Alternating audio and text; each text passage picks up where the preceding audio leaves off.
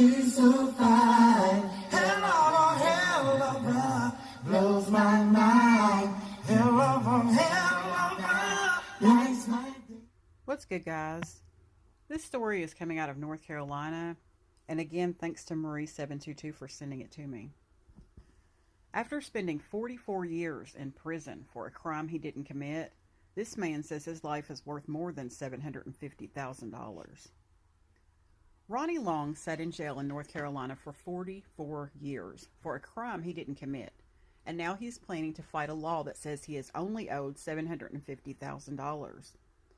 Long, who is black, was accused of raping a white woman in 1976. An all-white jury found him guilty of rape and burglary and sentenced him to life in prison. After maintaining his innocence and pursuing a lifetime of appeals and denied motions, he was released by a pardon from the governor in December of 2020 after the courts found Long had been wrongly convicted. Since his sentencing, a trickle of post-trial disclosures has unearthed a troubling and striking pattern of deliberate police suppression of material evidence, U.S. Fourth Circuit Court of Appeals Judge Stephanie Thacker wrote.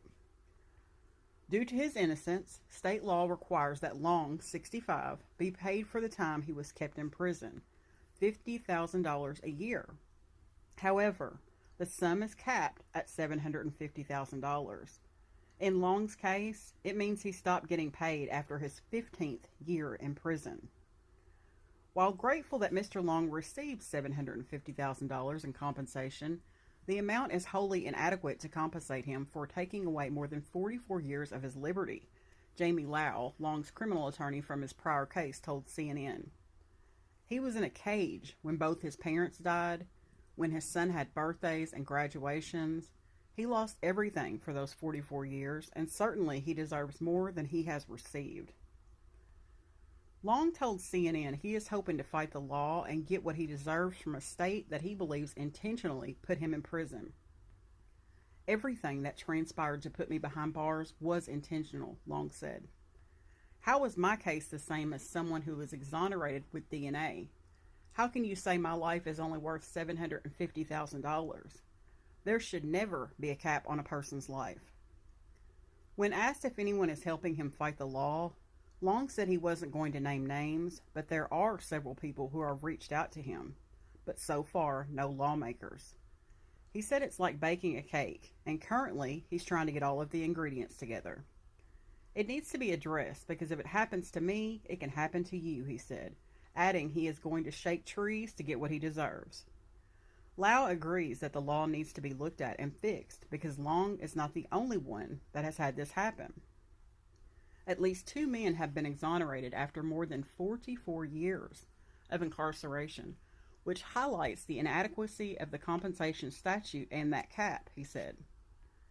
It's also time to revisit the compensation statute as a whole, as the governor should not have full authority over who does and does not receive compensation. A review process that is not political should be established so all men and women who have been wrongly convicted has a fair chance at compensation.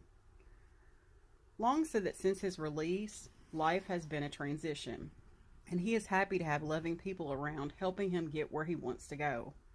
He bought one of his dream cars, the first car he has owned in 50 years, a Cadillac, and he and his wife are planning to buy a new home.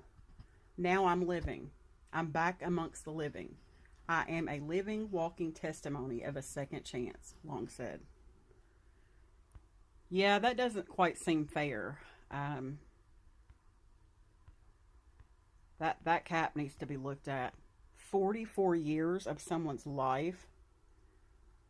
That's just, it's a damn shame is what it is. I wish that they would start some sort of petition or something, because I would most definitely sign that one. I'm going to end the story on that note, but I did want to bring this case some awareness. Thanks for watching, guys.